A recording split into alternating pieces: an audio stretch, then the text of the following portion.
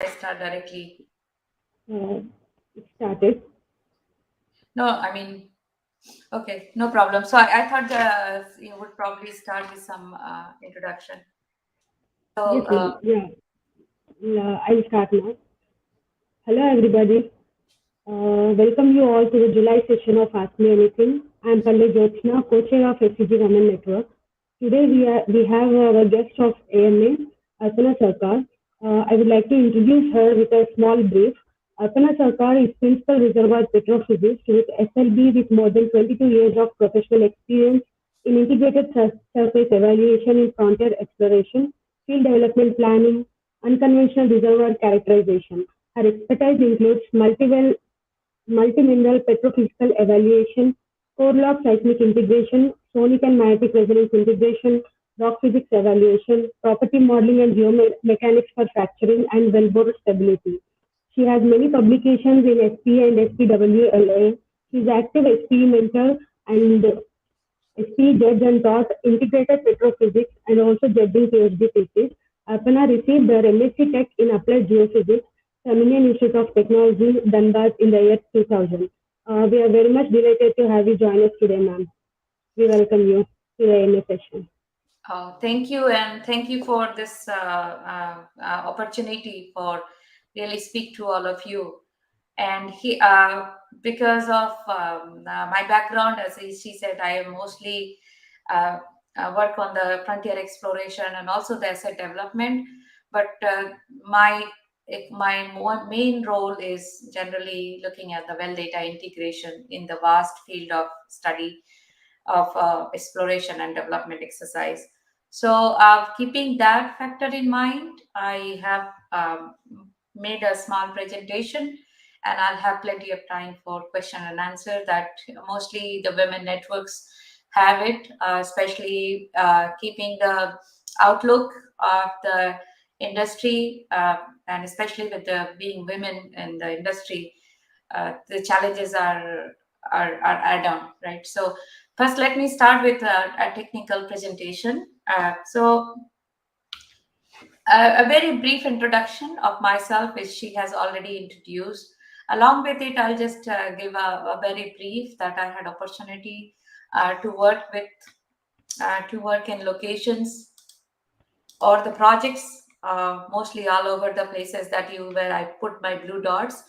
So from started with India, I started and worked with the Middle East, Egypt projects, Poland, Korea, Malaysia, Brazil, and currently I'm based in Houston. So worked in multiple fields in offshore Gulf of Mexico, unconventional Eagle Ford Shale or Wolfcamp Shale, plus the gas storage projects and also the Canadian shales. So, of course, if you are in an industry for longer period of time, we get the opportunities, and also we have to take the opportunities come to you, and that's where that my 22-year of journey explains here. So after doing my degrees, I started with a smaller mineral company as a geophysicist, and then I joined Schlumberger, which is already a longer period. And there, the role has been diverse over the period of time. And if I have to say that what are the things I really do is a subsurface characterization, more on a broader integration stage, unconventionals. So it can include coal bed methane, shale gas, tight sand, volcanics. I hold the patent on the regarding the coal bed methane ones. Then the AIML, this is the buzzword, which is looks like a very big future on with the big data, and that's why I did my a program also last year to ensure that I understand and I'm in sync of the technology, technology modifications. And along with it, I can call myself mentors, instructor, coach, and managers during that has been provided during this work time. So let's start with that. Okay, just to give you a brief that where I hold. So I have also a family with my kids, my husband. They all. My son is graduating high school. So this is a small picture just to give a glimpse of it, that is possible. We can all do things with the variable, with the experience and the opportunity that we create and then we receive. Yeah. So the agenda is, we will look at the exploration study, focusing on exploration. What are the well data can do? So I'll start with introduction of exploration production journey. And I'm pretty sure most of you, either students or very early in your career or in the middle of the career, just it's a good to have a revision. So when we start looking at an exploration, and here I'm mostly focusing on oil and gas, because now energy doesn't mean only oil and gas, right? So we are talking about geothermal, we are talking about other sources of energies. So right now, let's focus on the oil and gas. And what we have, this journey is exploration, development, production, but it start with the discovery and it start with the abandonment. But in this whole period, what we see as an operator, and the people who are the technical domain. So when you are in exploration stage, your most of your time and energy goes in understanding, screening, evaluating. And once you are more positive about it, you start figuring out where do we go and explore. And then you start going into the appraisal stage, where means that you start drilling some wells after the exploration wells, and try to see if that makes a field, or if we can do some field development program, or if those wells are not really a very successful to make the area as a field, maybe we'll just close out here. But if those successful areas where you get a production right now, those have gone through the stages. Now, the effect, the red and the black, the green that I actually put it here, is the cost and the time, right? So here you provide your maximum of the geoscience advices, geoscience integration, so that we give a more influence on the decisions that we make it for the future, right? Because that's where the whole cost of the development of a field or development of the area, that all lies on. And this lies on the influence that we create as a geoscientist, a group of geophysicists, geologists, petrophysicists, the knowledge of understanding of fluid, geochemistry, petroleum system modeling. All those factors are all integrated in this stage, that can influence the cost. So that's why it is very important that we understand this journey. Now, next question is, do really exploration project require well evaluation? Because you would see that when it comes to exploration, it comes to seismic. And so seismic, if we go in a field where there are, which is totally a frontier exploration, you may not have any wells there, and that time it is purely basic of seismic. But nowadays we do not have, we are not really looking at the exploration targets which are fully frontier. Nothing is drilled. So, but mostly we get at least one or two wells drilled, or more wells drilled. So, what are the exploration we try to understand? So, for example, if I look at this example from Angola, actually currently I worked on Angola project. So, if you look at this whole stratigraphy here, there they have done some uh, quality of seal, reservoir, source rock, and they have identified these are the possible source rock, these are the places of reservoir, and these are possible seal presence, right? But uh, if this the aptian or this carbonates here, if these are the potential of the hydrocarbon, what is the status of these potential? So sometimes the Jurassic from exploration doesn't mean a new acreage. Maybe you have explored this up to Albion in this case, and you don't know the potential of the Aptian, and in that case, the exploration of Aptian is a new work. because you don't know at all about what is the potential of it. But if I have to do exploration of Aptian, having a wells from the up to the LBN, or maybe a couple of them from Aptian, we have to include all the well data to for our future study. Now, I just brought this example from public domain, that you look at it here in offshore Angola, in near to the Kwanja Basin. They call it Kwanja and Benguela. They have already drilled so many wells, right? Not all these wells are from Albion. They have mostly covered Albion, but not much of Aptian, for example. So if I have to explore the potential of hydrocarbon in this offshore area, we have to look at all these wells. And we have to draw if these wells were successful, or why these wells were successful, or why they were not successful. What made it poor, and what can we do about it, right? So that's where the finding where the exploration target is, which is not always a new acreage. New acreage is a totally different scenario, which seismic can only help. But when you are targeting other acreages, your large number of wells, they join the study. And in that case, you have to really do a deep dive, because you have hard data and you cannot ignore any of this data.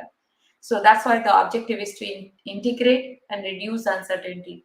Why I would call the reduce uncertainty, not really totally mitigate the uncertainty, is because we still don't know much away from the well that has been drilled. So look at what define the exploration success and failures. So if you look at if I go back again in this case, you can see all these colors of the wells, right? These wells were drilled, but still Angola is still in an exploration phase at offshore Angola. Now, why is it exploration phase?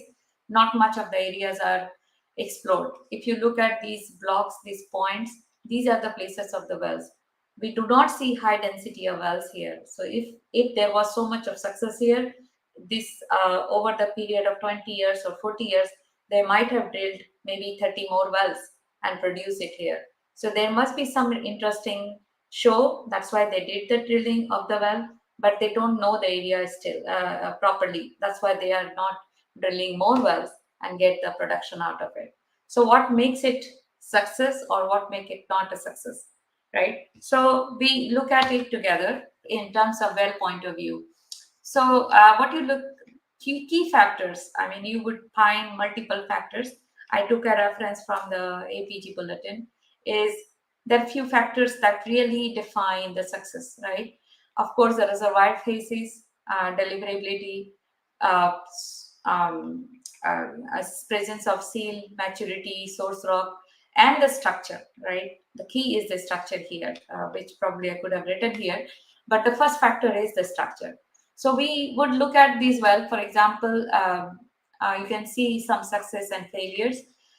The black and the solid that you see here is the dot one dashed one was the one which was the structure before the well was drilled, right? So it was understood that okay, the well is being drilled in a structurally high, and if we drill the well and after post-mortem of that well we get a success, we see yes, the well was drilled in a success. That's why it is giving me a success. But you actually expect the well was drilled in a high, but after the post salt, you when the post well when the well is drilled, you find the structure is not there. How? Because when you drill that well, you did not find a success, and then you go and revisit the well data and the seismic interpretation. What went wrong? Or you acquire new 3D seismic or advanced seismic, and then you start interpreting, and you would see that this structure actually did not exist. And I'll show an example. Then the other cases like reservoir phases. If we have drilled the well which has really gone through a looked at the reservoir of good quality. Now these are two extreme, sandstone and shale.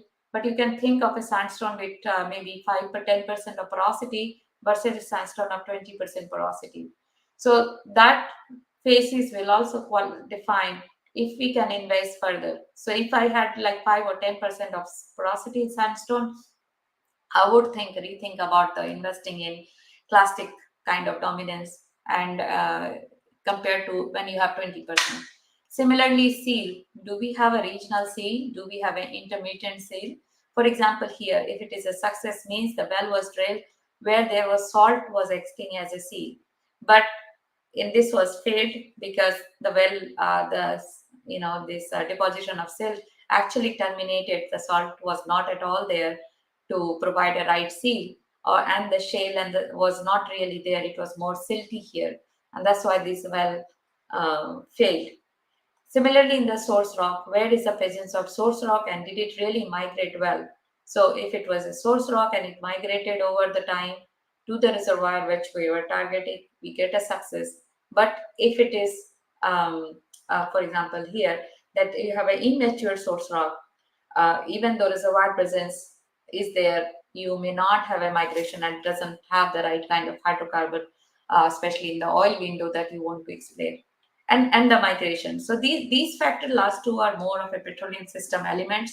But when we look at the well data analyze and we don't find successes, these are the possibilities that we go back and check, and we investigate using the seismic and geology. And I brought some synopsis from multiple publications. The reason I brought it is that if we have those dry holes, the wells which has not been successful, what do we do about it? Do we really ignore those wells? We exclude it from our study, or we totally get demotivated? Frankly, not, because if there was any show but you did not produce, it means that you were playing, your basin was prolific for oil and gas, but we couldn't find the right reservoir, maybe right structure, maybe the right porosities. So the objective is to go back and look at and do a very detailed drill well analysis, or we call it dry hole analysis. The objective is that turn the dry hole in from disaster to exploration wisdom. So none of this data goes without any look, and we actually, in these exploration studies, when I look at when I'm engaged, my main job is to provide maximum information from these dry holes, which has not been successful when it was drilled 20 years back, and help them to create, in the current processing or interpretation, that how why the exploration was not successful earlier and what can we do better now. So I am actually showing what are the well log evaluation uh, applications in exploration study. As I said, the conceptual geology, petroleum system modeling. You must have mostly because we are mostly geophysicists, well to seismic tie velocity model. Now, the well data, there is always a question. Well sounding, is it really safe frequency at the seismic? Maybe not, but we still use that because of the we can upscale it to the lower frequencies, and we can use it for the well to seismic tie. And it is very important to define a very right structure of the new structure, because earlier seismic, if it has failed, it means the structure was not delineated properly in the old seismic, and the new well information will help you to provide a right velocity model, and that will give you the better structure. The well correlation, which helps you to the conceptual geology, understanding of the deposition of the reservoir. Then we look at the petrophysical evaluation, that what was the reservoir property, how much was the saturation, do we have the enough thickness that we can spend and invest to get the return out of after the exploration. We look at that, we take it to the 3D model by using geomodeling, hydrocarbon mapping, and if we are drilling, if we are success in all this step, and if we are planning to do a new well, we also have to do a 3D geomechanics.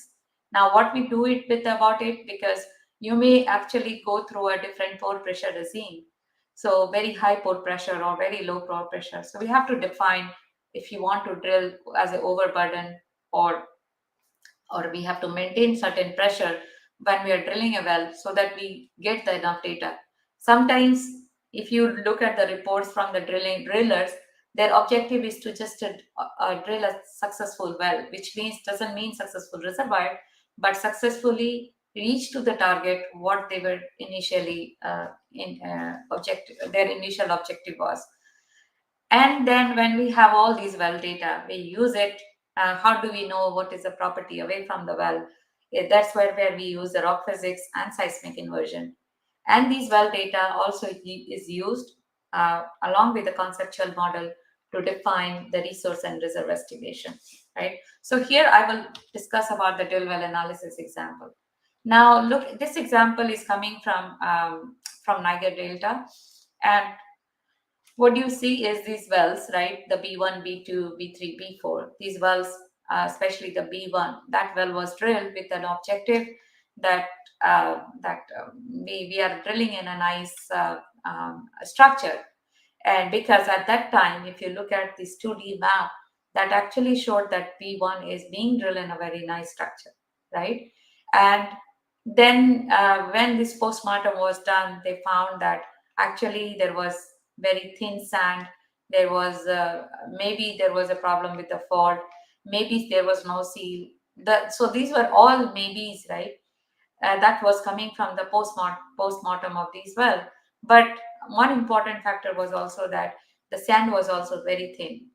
Now, when they looked at and applied the 3D and again do a mapping, because initially it was thought it was a very nice structure and they could just go and have a success. But when they did all this postmortem, after postmortem, they did the investigation with the correct well to seismic tie, they actually identified that this actually does not exist in a structure. In fact, and it is also very close to this the fault. So two things we look at here. One is the advanced seismic that brings you more resolution, where these faults were totally absent, which was really not seen by 2D. Here you see the faults. And second, that this well was not at all drilled in a right position, and that's why the sands were very thin. So the postmortem from these well gives the first that there was some show, so we don't ignore this area, but we need to identify where to go for the next area. And that's where, even though this was not a successful well, but that helped in planning of success of B2 and B3 location. And that's why you see these two wells are very close by, because they found the success based on the failure here, right? So when we look at this drill well analysis, we look at if the reservoir, we do a lot of postmortem. I would not go through all of it, but few things I would like to just put it like they do the well test. All the well tests conclusive. I mean, sometimes they drill a well, they test a zone, but they don't get a flow. So is it really geological problem, or is it sometime mechanical problem? Like you haven't perforated the right formation or the right phases, that's why it did not produce properly. So all those factors we look at when we look at the well data. And so I will take you to the well data and geological conceptual geomodel, right? Now, what I would like to you see is that whenever we look at any place, we just start looking at the images. Well, this was possibly the geologist draw, that this was possibly the geological model. But how do we really come to that? What validates it? And that's where the well data comes in, and it validates it. Now, but these data that you see displayed here, logs like gamma ray, neutron density, resistivities, all those wells. When you look at these images, how do we know those data that we are looking at are right? So that's where they come from, the whole application of the well data. And those wells data, when it is received by various sources, either public domain like IHS or from operators, what we do is we have to look at the detailed, thorough well data analysis, including harmonization, editing, and normalization and depth matching, respiling. There are a lot of steps which actually takes a long time to prepare the data. What you see in the right, an example is from this SPE paper, is this was the neutron versus density cross plot before the editing of data. And what you see here is very low density data, or very high neutron data. And these were mostly the effect of the bad holes.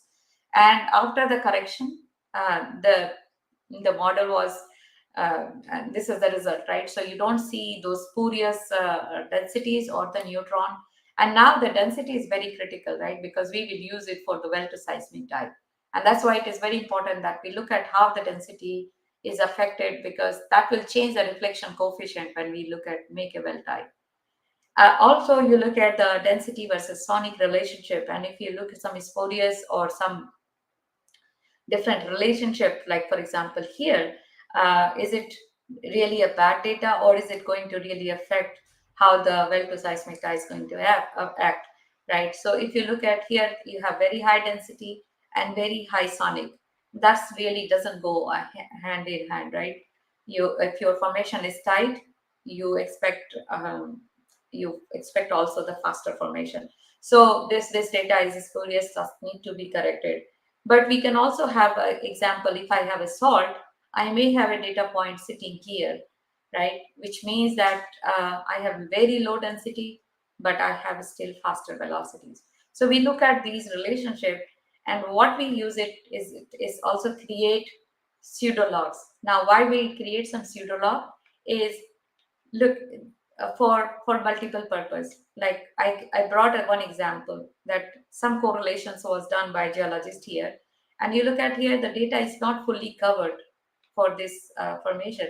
How do they know that this horizon should be here, not here, right?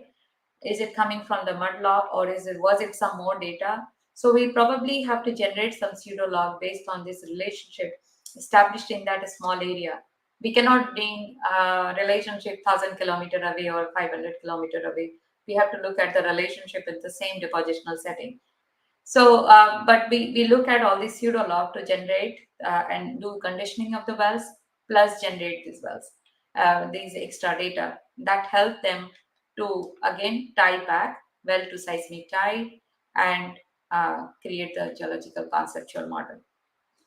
Now, when, as I said about the well to tie, right, what we do is we want to know if we are, if say conceptually this was my model of this from the seismic, how do we know that they are correct? And that's where the well to seismic tie play a role, where you have, this is the seismic stresses reflection coefficient created at the well level, and these are the ones synthetic created from the using the seismic.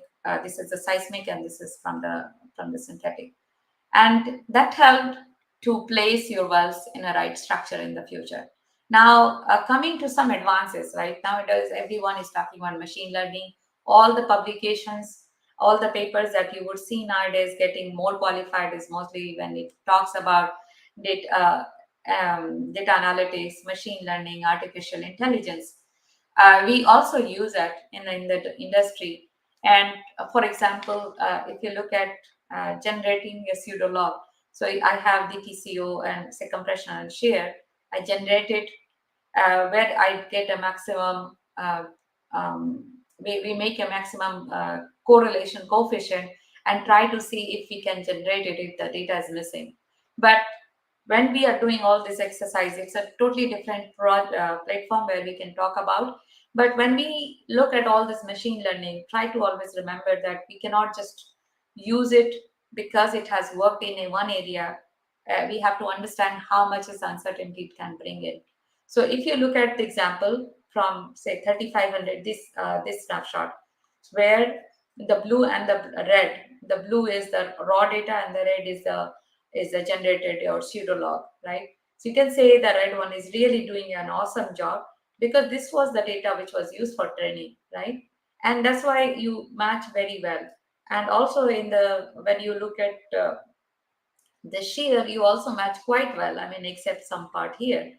But when I take it to the testing, maybe it is matching quite okay with the compressional, looking at the data. But if you look at the shear here, the whole concept of the BPBS ratio is totally out of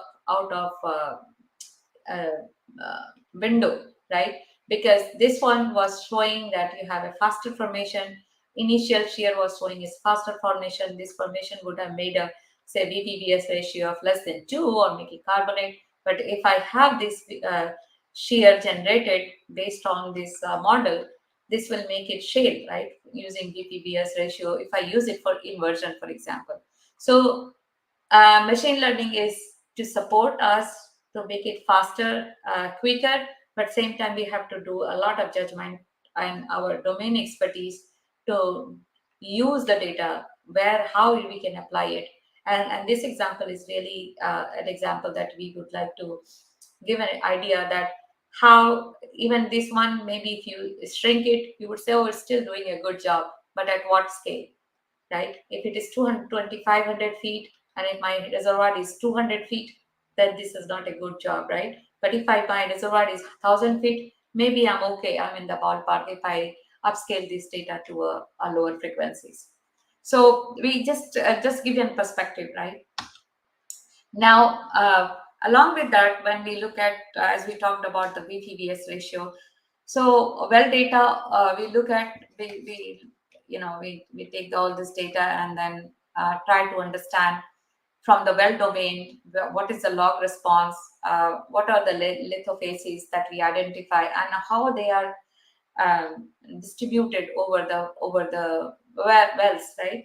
Now, if I look at this Wara Burgan, this is coming from Middle East, I think Kuwait, and look at the log response, right? So the log response is suggesting that you have clastic, you have carbonate, you have clastic. Now, if I have drilled the wells here already, we know that we will expect clastic, carbonate, clastic, carbonate, clastic. But the thickness and variations are really different as you go away from, if you correlate all the wells that has been there. Plus, we can also use the porosity, right, from these wells and create a property model. But away from those wells, this is where the exploration actually exists. If I know how these wells have performed, fine. But what if I go further in the east or further down the north? Will I get the same success of the finding the good quality of sand or not? Like for example, when they went to the north here, from the south to north transit, in the north there all sand has disappeared. So where will they go for further exploration and development of Vara, for example? So that's where the inversion will come and play a role.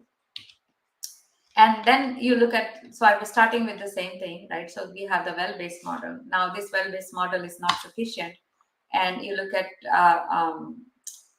the log response, right? So we take the seismic inversion here. And this is the volume of shale. This was the P impedance. And you can see that the sand and shale differentiation from P impedance was not enough. But the VPBS ratio is able to do it. And also the porosities, right? So the porosities was changing.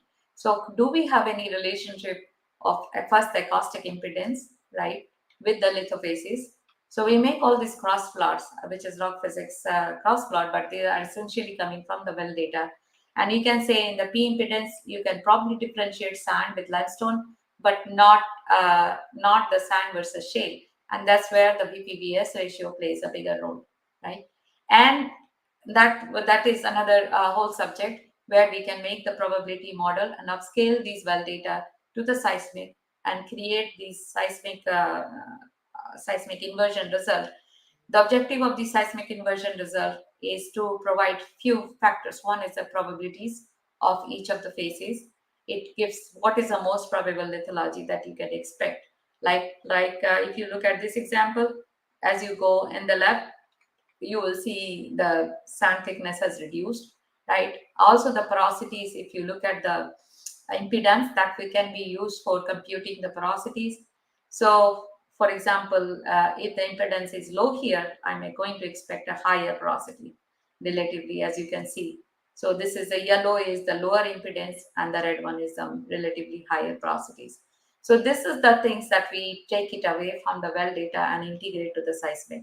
And at the target, we can make a multiple realization when we are doing the inversion and see if you are placing, where do we place the target? Probably we'll go and place our target here where we have the maximum probability of sand and the structure is also high, which is coming from the seismic interpretation.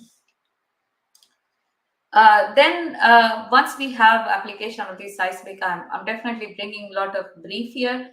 So feel free to ask me details once I'm done with the presentation.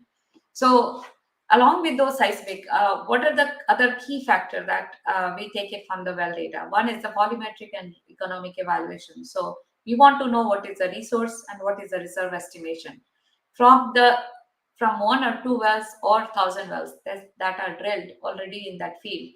And uh, any operator had to keep on booking their assets and the future potential, how much they are going to produce and how much is their outlook. And then they have to also increase their NRR, like which is their net reserve and the resource and the reserve ratios, that how much their future potential lies on it. So that's where the well data really play a big role, because these wells are also giving them to see their optimistic future, if they're going to be a successful explorer for next 30 years or 20 years, whether they'll have enough money to invest in new exploration targets. So those numbers all come from the integration of the seismic geology and the well data. So if you see this example, which I took it from paper, you have a porosity, you have permeability, you have the saturation. And if I have to do a net to gross ratio here, and we can look at the porosity, say for example, say 25% porosity, and water saturation is say less than 40% of water. So you have more than 60% filled with hydrocarbon. Uh, these parameters really play a big role in computing the volumetrics. Along with this trap fill, and these trap fill which will come from the either petroleum system model, geological conceptual model, or the structural evolutions that has come by the seismic interpretation. All the combination of this goes to GeoX. I'm putting it because this is system software we use it for volumetric and economic evaluation. But the point is that these parameters really make it, if that area is going to be a potential, if the operator is going to make investment, making an economic discovery, or they will just say, oh, okay, looking at all these wells, this is dry hole, we don't want to invest here because we don't have enough resource or reserve here. So that these decision making is really highly influenced by the well and the successful of the well.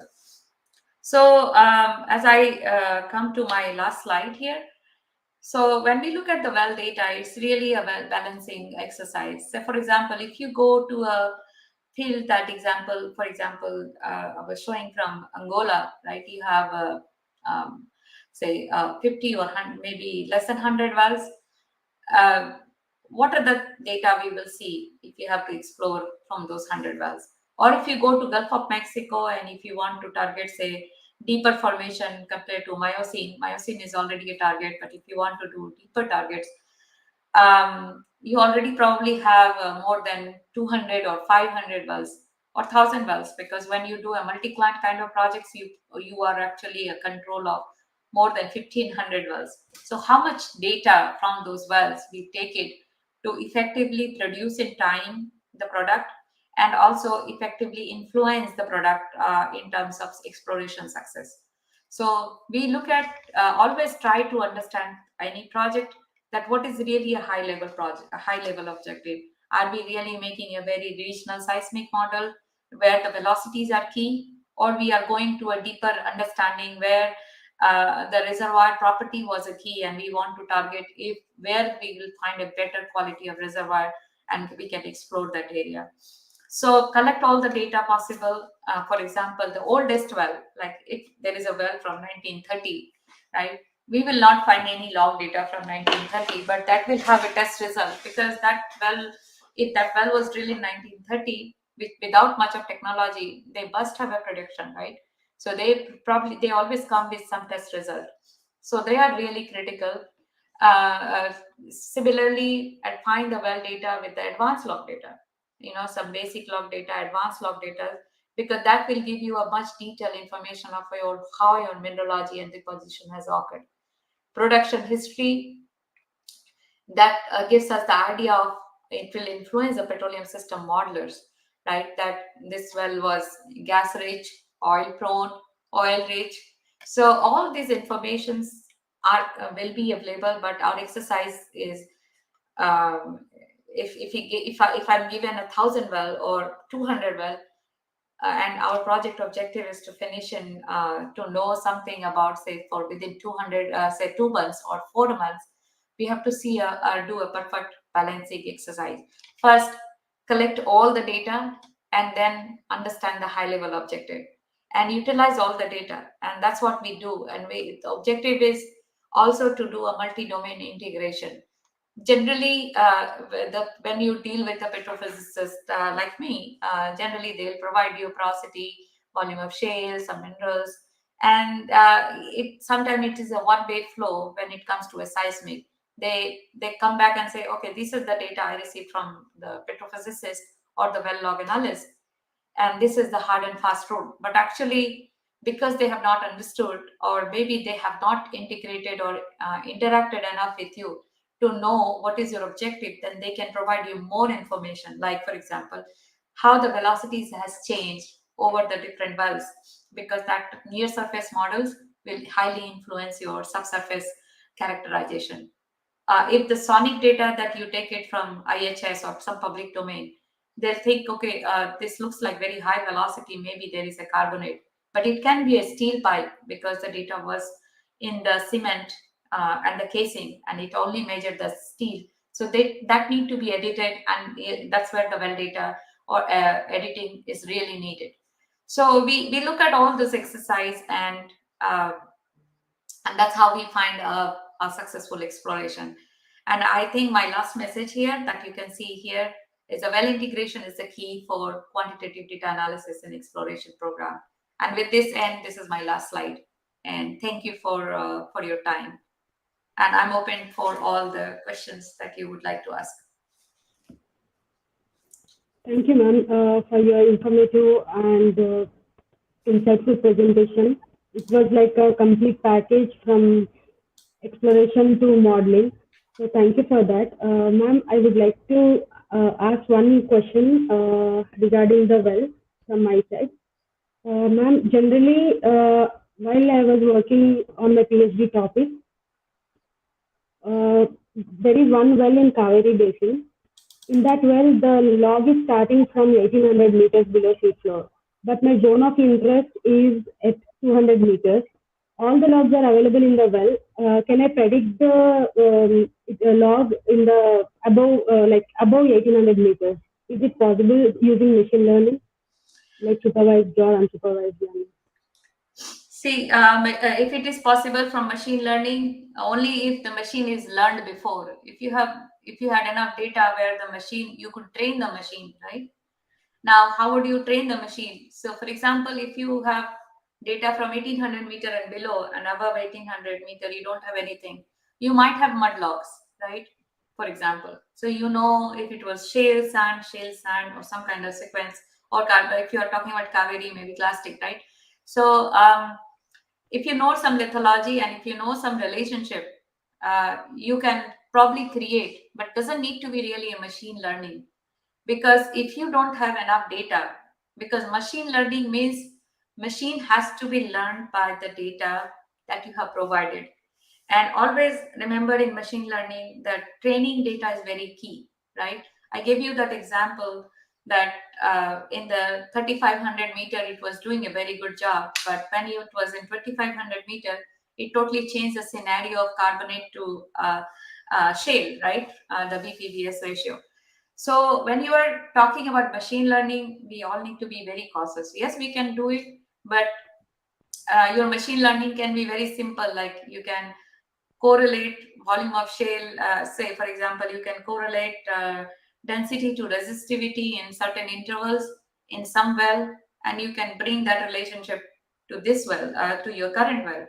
So you can just use a simple regression or simple linear algebraic relationship. It can be as simple as that. But when you're talking about the machine learning, you have to remember all those factors, right? First is that how much is the water depth above, right? So if you're talking about the shallow depth, you have to know what is the water column. Because your sonic will be totally highly affected by the water column above it. So even if you see sand shale, but if your water depth is, say, in one case you have 30 meter and one case you have 200 or 500 meter, the velocities are going to be different because of the compaction, right? So machine learning can help you, but I would always say, remember, did you really train your machine with a lot of data? If you have not, then use your local generic uh, uh, simple correlations, right? Okay, ma'am. Thank you, ma'am. Yeah. If any comments are there from the audience, please post in the comment section. If you have any questions regarding the technical presentation, we'll wait for a moment, ma'am. If we get any questions from the audience regarding technical presentation, after that, I think we can proceed for AMA.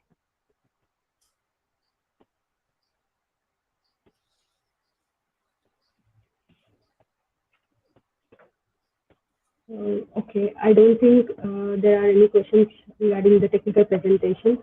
Ma'am, I would like to proceed to the general AMA session in which we would like to know few things from you and also get inspired from all the women geoscientists in oil and gas industry. So, shall I proceed, ma'am? Yeah, sure. Okay. I would like to know what motivated your decision to pursue a career as a geoscientist? Was it influenced from your family or friends? That's a very good question. So sometimes I would say the quest of physics was my physics was my strength, right? So I really, when I was in undergrad, I really wanted to do something with the physics. And when I got a success, of course, the entrance there, I really love the well data, really those data. So I when even within Schlumberger, I had an opportunity to choose between borehole seismic or reservoir engineer or the petrophysics. I really chose to be from the well domain expertise. So that was my mostly the love for the what it is the data it can bring in, and every data is so new. Um, I don't really get bored of doing petrophysics, I can say, because every field has so much to learn from, and every data brings a lot of new information and new learning. So I would say the geoscientist, when I started my career, after my career, there is nothing to look back, and because it was always so exciting. So I never, there were a lot of colleagues of mine who actually chose different stream after a couple of years of job, but I was always happy about you know what the knowledge that it was breaking, because it was always learning, lot of learning, and it helps me. Yes, ma'am. Thank you. Ma'am, you have 22 years of experience at SLB. What advice would you give to young professionals, particularly women geophysicists, who aspire to build a successful career in the oil industry? First point is, depending on your background, right? You come from, we all women or the girls, we all come from a different background, a supportive background, not so supportive background, questioning background, where being female is questioned. Sometimes you are very empowered because of your family is very supportive. So it all depends on the background where you come from, because if I call myself, I had a very supportive family who, when I used to do a field work, they never questioned even how will you stay in field, for example. But that can be a concern of other parents. Oh my God, that's not right thing. So always these references are there. But one thing I will say that keep on going is never have an option, never keep that option of giving up. You change everything around you rather than giving up yourself, right? So when I have kids, they are always sick, and you probably want to leave the job because the society wants you to be with the kids more than your work, or my lot of trips, that because within Samajar you make a lot of overseas trip, right? And those are really very stressing, and I can remember right now when I'm talking to you, I really remember those ones. It was when my son is born, and after that, for 1 year, even I had my own presentation, I really chose not to go to one place, because I was thinking, oh my God, I can't leave it, right? And this kind of moment will always come up. But then I have to have my own definition of surrounding that I built up, right? You definitely need a very supportive family. But if you go and defending lot, it will be more backfiring you. So it's more important that you stay in your ground. You don't give up that ground, because your love for your work has to stay strong. These times will always come, especially when you have care and family, or in kids. They will always influence you, especially the society that we're being raised to, where we take a primary role of building up society, right? The other side is more still considered to be a supportive, right? Your spouses are considered to be supportive or non-supporting, but the building is you. So never give up your career at all. Keep that fixed, and rest of the thing you choose how to modulate for the purpose. It's not easy, I would say. It has its own of struggle, but never give up. Yes, ma'am. I think the never give up attitude will lead us to greater heights, I believe so. Yes, never. And I mean, actually, I have a lot of colleagues. When I joined Schlumberger, we were the first batch of women in India who were recruited. We did not had any local role model. Also, like if I have my, I get married, or if I have a baby, I don't have anyone in front of me who were geoscientists and have baby in front of me, right? Like, okay, if I'm struggling, how would I go back, and what do I do, right? So these are the things. But one thing I know for sure, that I'm going to work. Even when I was joining, and my career is not going to be 30, it has to be 30 years. So there were some time where your promotions are delayed because of family or your own choices.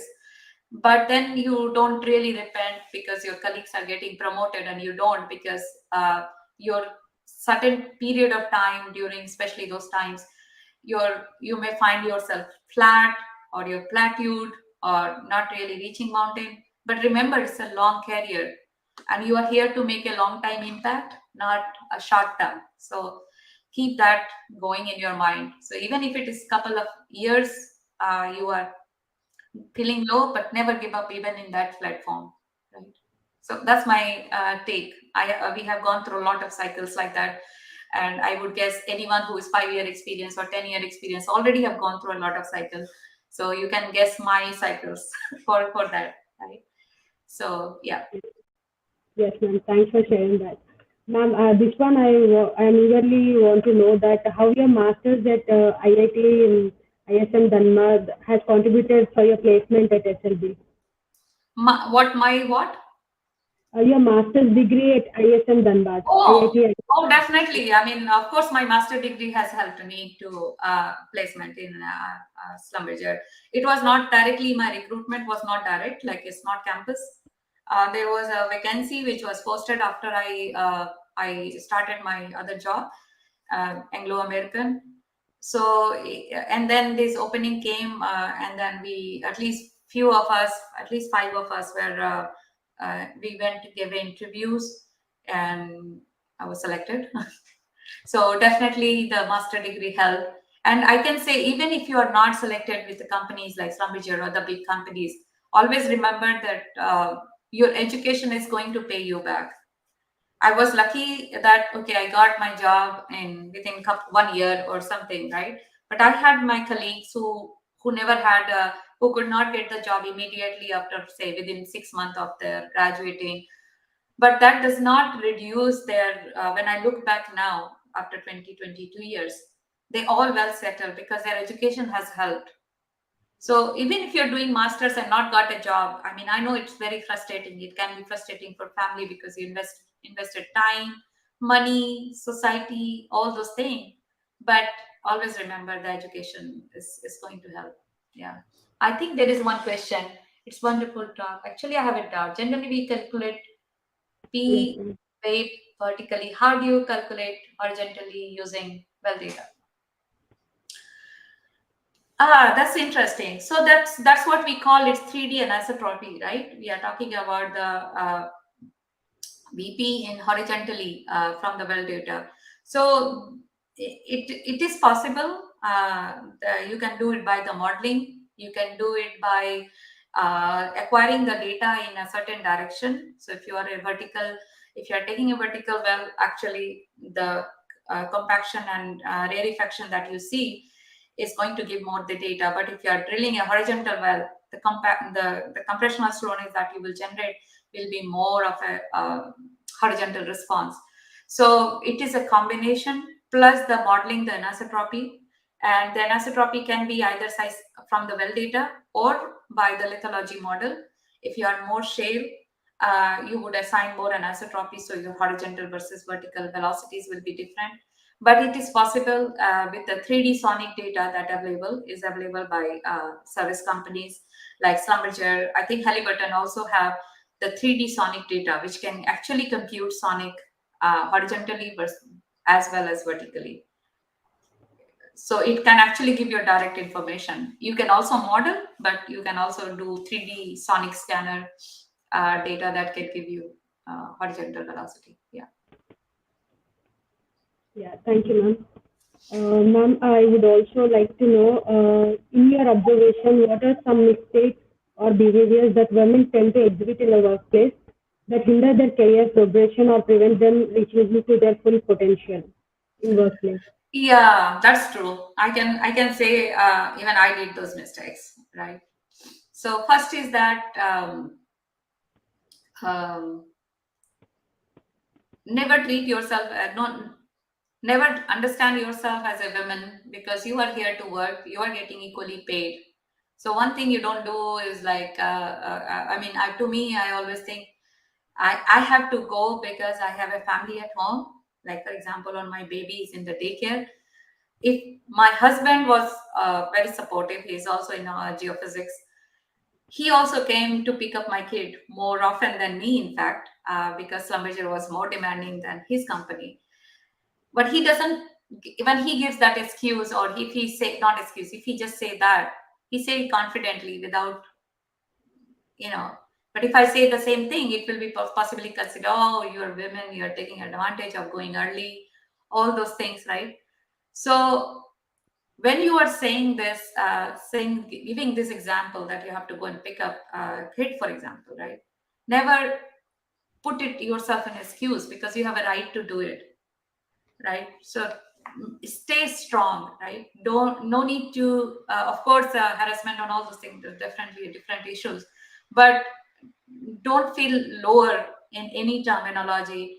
Even if you come from a society which makes you feel lower, right? But when you are in the workplace, if you're getting same salary, same getting paid, maybe people will make comment about you being women, but doesn't matter. I mean, you always establish yourself that you are getting same paid, higher.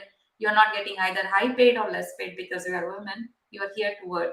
So there are a lot of experience. Frankly, I can bring it, but uh, I would say the advice is don't feel yourself low at all. No need to feel very high or take a lot of advantage, but no need to feel low about the background. And also, sometimes I feel leave your background back when you are in the workplace. Forget where you come from. You keep your humility, your modesty, everything is fine. But when you are at work, you are at work. You know, sometimes that overpower you as a person, and I've seen it overpowered me as a person because of my background or my whatever is happening back home or whatever. And I've seen those same problem, those when men do it, it's different, taken differently. It's because sometimes we don't give ourselves that space to be more bold and stay strong on making delivering a comment. Yeah. Yes, ma'am, thank you. Moving to the next question, which I would like to know, could you please share some key factors that help you in balancing your professional and personal life, and how you tackle the associated challenges? I think you partly answered this question, but Yeah. in detail, I No, will I be think helpful. managing professional and personal, one thing is for sure. Uh, Keep your professional life alive. Okay. Don't let it die, right? It can go to a low, it can go to a high, but don't let it die. Okay. So there could be a time when you will feel low. You go to a, say for example, you think you want to be a manager, right? You want to manage a team, but you don't have really time to manage a team and work because of the place, right? So you might choose a career where you are manager of your own rather than managing a big team. That can be low for certain people at certain period of time, but then you don't lose your trust on yourself, right? So I think the first thing to continue the profession is to stay alive in the profession, right? So I don't I want everyone to understand, right, this basic factor. If you give up the work, there's no need to talk about professional and this balancing, right? You only if they both exist, you have the balance. Now personal ground, you definitely need a supportive family and backdrop. But for example, if you're unfortunate, not really having everyone supporting you, you want to make you feel give up, but still it's you we have the power to actually turn it around. And I have lot of colleagues, my female colleagues, who have gone through a lot of lows like that. But because they stayed there, they stayed low for low time, for a longer period of time because of the whatever circumstances are, but they did not give up. So I would say balancing is always a key. I think sometimes it's about prioritizing, uh, rather than balancing every day. You cannot balance every day. You can prioritize one thing over certain thing. So when my work demands more, I stay late nights, whatever, 1 a.m., 12. Uh, I wake up at 4 a.m., whatever work is there. But if I have to just go home in middle of my client presentation because my child is sick, I'll just go home because that's not an excuse. So it's not about balancing always. It's about prioritizing always. So what is your priority at that time? But keep the pillar behind you, right? The pillar which is that you have a professional life. Don't give up at all in any circumstance. Yes, I've ma'am. seen a couple of them done it. It's not really amazing after that. Yes, ma'am. Do not give up attitude. I think every woman should have it in order to succeed. Yeah, no, it's not always. Also, I would like to say, don't always think of success, right? Think about living. Always Yeah, yeah. want. I mean, don't always chase success. Think about living is part of your life because that's what I have. Younger colleagues, and whenever I talk to them, I say, success will come. You just do your hard work, right? And keep on balancing it. It will come. I mean, if you talk to me, if I when I was 5 year experience, I was giving up my career almost because I thought, how would I balance, right? And I was Yes, thinking, and I had a rethought, I would think about it, and I said, no, no, I cannot leave the work. What will happen if the after 10 years or 15 years when I was be just alone with the no kids around, no responsibility around, what will I do? Right? You keep motivated. So it's not about chasing the success, it's about living the life with the career, right? yes, and ma'am. and it True. is all possible. And I have a lot of friends who join with me. They all have families, and they have all managed with prioritizing. So that's the experience. Not I bring it, but my colleagues, my friends have brought it, and I've also learned from them. And I also try to look forward to positive people around me. I can tell you one thing for all the women: make friends who are positive. You'll always find people bringing you down. I think we are almost over time, but always make and find few colleagues, even if you've met in a certain forum, say ACG forum, you were impressed, try to be in touch with them. Maybe I do that. I mean, I call on a while, like 2 months back, after 2 months or 3 months, how are you doing, and keep yourself motivated. I still have a friend who was my neighbor, and she motivates me right now because at age of 48 she went to do MBA and she started job. Okay, because she has to leave the work because her husband was moving so much that she could not cope up her career. So she has to sacrifice, but then it doesn't mean that she did not have the mentality of giving up, right? So even though she had to leave the job for certain time period, and when she could get the job she would not get in the same quality. So at the age of 48 she goes and do an MBA 2 years back, and she's working based on that MBA. So that's my motivation, and I call her. She makes me feel, Arpana, you are doing good, you should continue. So that helps me. So please make friends who are positive and who will always give you stay positive, right? Because of course there are a lot of negativity around. Yeah. Yes, ma'am. Yeah. Thank you. So I would also like to know, have you ever encountered instances where you felt disrespectful? If so, how did you handle such situations in Oh, workplace? disrespectful. Yeah. Yes, yes, it is. You can find the scenarios, but not many, I would say. Not many. But disrespectful, I have a, I like to see things like, if I'm feeling disrespectful, am I really taking it too personally? Or was it just a generic thing where I'm overreacting, right? So there was one instance where I almost cried in front of my manager, right? Women, we are women, we can cry very easily, right, compared to the men, right? And then I really, that was my first and last time, and I say, this was not personal at all. So why would I take it as a me, as Arpana Sarkar problem, right? It's a problem of the work. It's a problem of that scenario. And even if I'm not able to handle it, and if someone is saying, these are the amount of delivery and we are not able to deliver, I could come with a more concrete plan and say that why it cannot be delivered, and feel disrespectful rather than sorry, come with that and then being respectful. Then I took it personally, that it is because of me. It was not because of me. So always remember, it's like, sometimes we give too much of weightage on emotional, that okay, it's because of me. It's not actually. So I like to see that why did I felt disrespectful, rather than really feel bad about myself. Okay. Thank you.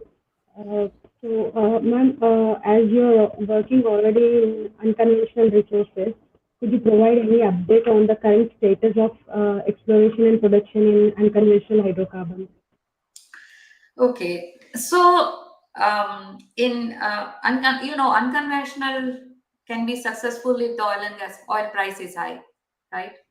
Remember that. If oil price is high, you will see more exploration contributing to the oil production. If your oil price is low, your exploration, your unconventional contributing to the total oil production will be low because of the investment that is needed. So right now, I think the US is still very active on the unconventional, especially the shale oil, right, and the Wolfcamp, and Bone Spring and all those places. There was activity in Argentina, which is actually slightly reduced. There are always a lot of interest in Middle East, but for Middle East, like Saudi and all those, Kuwait and all those places, they have very good resource, but they don't need to really explore unconventional there, because they are still producing enough oil for the currently, right? So they have also a very high future potential if they choose to explore their unconventional potential. So if we come to India, I think still Indian basins and the facilities are very difficult for unconventional, even though there is a good potential there, but about the facilities and the oil, also the oil window, because if you have unconventional gas, especially shale as a gas, anywhere the gas production requires a lot of establishment like pipelines and near market and all those things. So if you would like to know unconventional, I would just say US, Canada is still very active. Other parts of world like China is probably active also, coal bed methane and all those things. But Middle East, if you want to include, they have a lot of potential already. So they have a good unconventional potential which is unexplored. So that can also come up and add up to the market in future. Okay. Ma'am, what about the gas hydrates, ma'am? I have actually, it's a long time. I have not really done a lot of research in gas hydrate. I would refrain talking about it right now because uh, I haven't heard a lot of success or talk about gas hydrate. Right now, the talk is about geothermal, CCUS, wind farming, right? So the geothermal is one of the key thing. that that is under the exploration now, because geothermal is a very high temperature. You do not expect the log data or the well data to really come in. So what they are doing is they are using a certain methodology, that if you know the lithology and if we had some gamma ray from some other area, we would try to correlate and then produce the geothermal which is coming from the water, right? Generally the heated water come and flow. Again, for that energy, you don't expect that to come to near to equators, right, to play any role. If you are in a countries which is near to equator where temperatures are always good, I think that will not be much of a success, uh, unless you really have a lot of space. But for the cold countries like US or Canada or the Europes, for them the geothermal is really a key, because they will they can have the well behind their backyard and get their house heated, right? It's not energy supply or the grid, but they can definitely use it locally. So gas hydrate, I haven't heard much. I haven't studied also recently, but I'll do, and I'll try to find out. I'll definitely go and look at ACG papers. I don't have an answer myself. Yeah, currently I'm working on gas hydrates, ma'am. So I thought of asking you regarding the status. Okay, that's nice. We can have offline discussion on gas hydrate. Yeah, surely, ma'am. Thank you. My work is like role of gas hydrates in submarine slope failures and landslides. Okay, okay. So as we are almost to the end of the session, I would like to end the session with a few more couple of questions. So, ma'am, I would also like to ask you, what is the significant obstacle you have faced in your career, and how do you overcome it? Can you repeat? What is the significant obstacle you have faced in your career?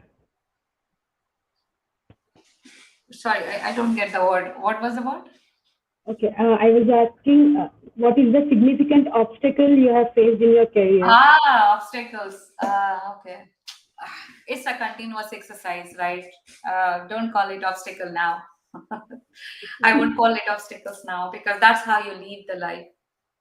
Yes, Because ma'am. when you say, if you are a student right now, if someone asks you, think about a grade 10, ask you a master degree or a PhD candidate, what was the obstacle you had it in grade 10?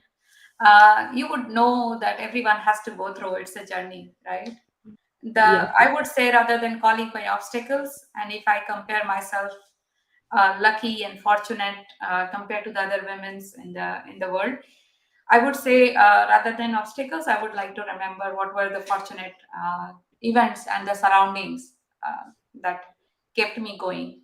Obstacles will always be there, so let's not talk about it. It's really, it can be time to time. For some people, it can be just a spouse. Some people just can be a transfer. Say you were transferred to a location where you really didn't want to go, or you did not find right manager. I had one case of that exact, also like right manager. The family itself having a sick child, or having a not having a spouse when everything is not there. So that can be any many factors. So rather than finding the obstacles, try to see that what makes you better compared to many who cannot achieve what you have achieved and what you are going to achieve. So I would say, you keep your basic pillar of the work alive. It can go low and up, but don't leave it. yes, ma'am. Thank you. Coming to my last question, which fields within geoscience do you believe are currently more relevant or offer great opportunities for the students or young professionals? Right now, everyone is talking data science, machine learning. One second, let me turn on the light in my room. Okay.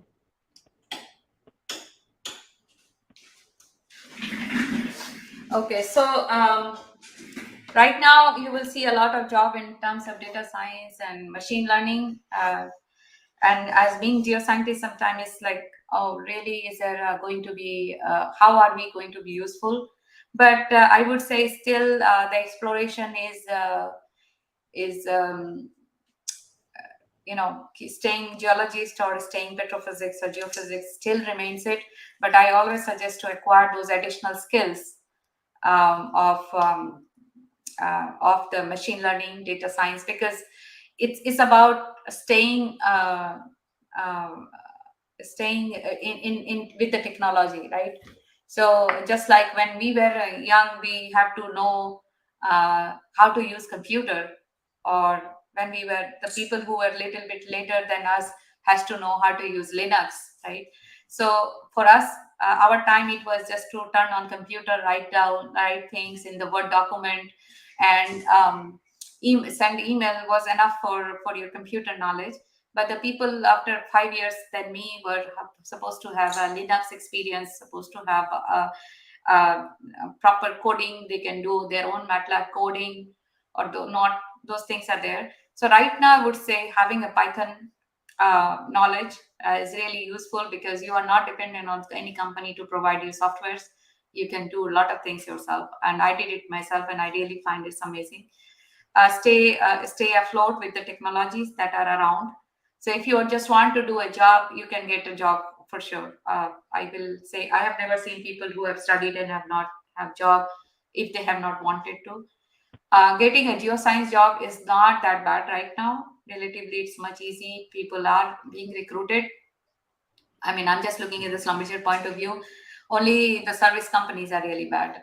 They recruit, and only when the market is up, and then they release. But the point is that you stay expert in your domain. That's very important, and also afloat with the technology.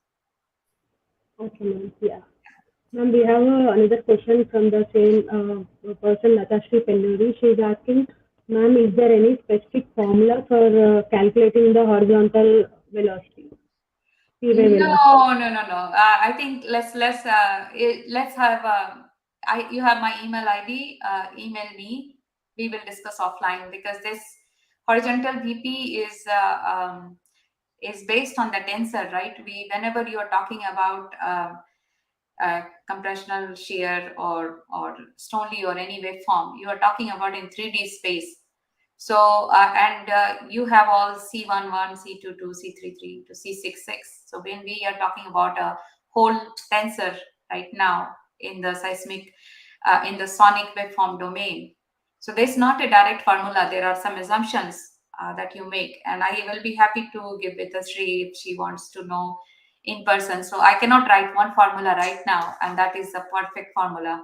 You need to know what are the assumptions have gone through the formula, and I'll be happy to show her later. So if Dashri, you are welcome to email me, and I can send you. But there's no direct formula that I can type in, and I would say this is it. Yeah, Latashri, I think you got the answer. You can email to the ma'am and get connected with the ma'am to find the answer. Yes. So, ma'am, yeah, we are done with the AMA and I've learned so much from you. I think all the audience who are watching right now, they learned from you, and it is so inspirational.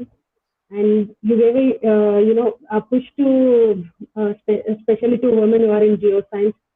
Even though you are saying the obstacles will be there in everybody's life, but we should always look into a positive way and always maintain a positive circle around us, like positive who talk positive to us. Exactly. Yeah. So I think that's I a mean, great thing even we learned from you. if you work or not work, obstacle will still be there.